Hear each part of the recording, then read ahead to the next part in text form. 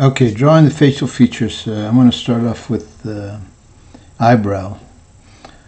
Drawing the eyebrows is, I guess, the things that you want to remember is that they have a soft edge. So what you don't want to do in drawing the eyebrows and when you start with drawing your portrait is to create a outline like this with the in a contour line. That's what you don't want to do, because you don't want to have these lines showing, and this is too dark. You don't even want a line up there.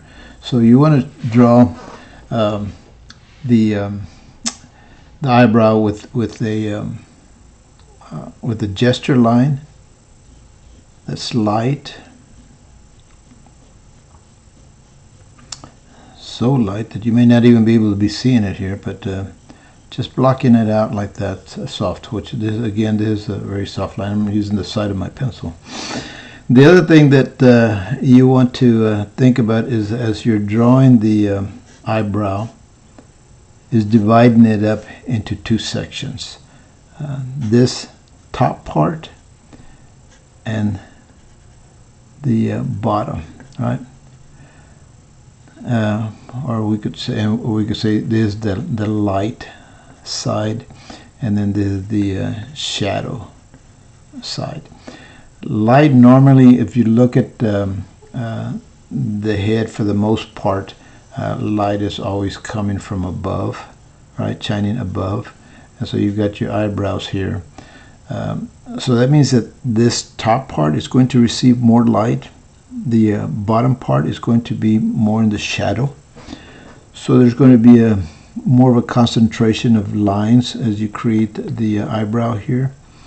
There's different type of eyebrows depending on the individual that you're drawing.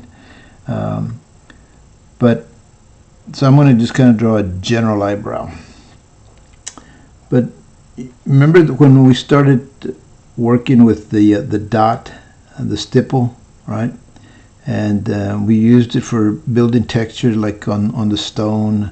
And I talked about taking that dot and then extending it so that you could actually create, grass, hair, and fur with extending that so that you're using it as hatching and cross hatching. But again, the direction that you give that can give it more of a geometric shape, or it can give it more of an organic shape, right? So what we want to do here is go with this, more organic. We start off with and I like using the mechanical pencil for this, right? I think I was drawing with the wooden encased pencil, and I'm using here a dark 8B. An 8B because I want this line to eventually blend in. So any rubbing, any blending that I'm going to do later, in drawing the portrait, all of that lines will just kind of disappear. So we start putting in some individual hair strands that are drawn in the direction that they would grow. All right, a little few out here in the front. Again, and if it was a woman's eyebrow, it would probably be a little bit more manicured. But again, your reference will determine some of what you're gonna be using as far as line quality.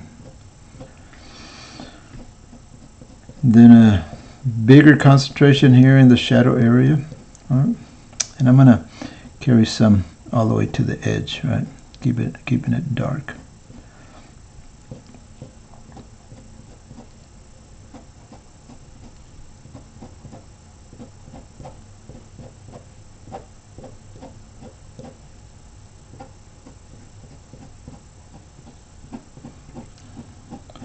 Once you've built it up to a point to where you've got a good amount of individual strands and value on there, you want to build up the value, you can come back in and do a little bit of blending down there in the bottom. Right? A little bit of blending. Again, this is soft. Pretty much all of the entire figure is going to be soft, right? I mean, you're talking about skin, hair. It's all soft. You're not looking. There's no metal or wood or anything like that, hard surface when you're drawing the figure. So you don't want to. You got to be careful about using any contour lines, because then you'll have problems getting rid of them. Okay, individual. Again, different types. If we had an older individual, sometimes has longer eyebrows. Sometimes they're a little crazy looking.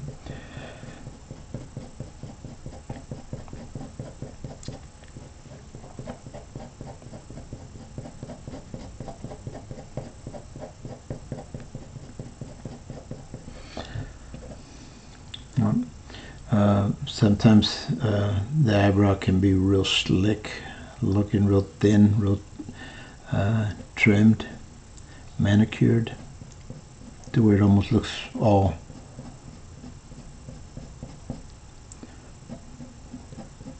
like one piece.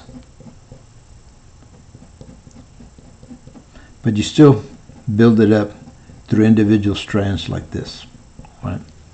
Even if it's a thin, and it almost looks like it's a uniform value on it, you're still going to build it up with individual strands. Okay, and that's it.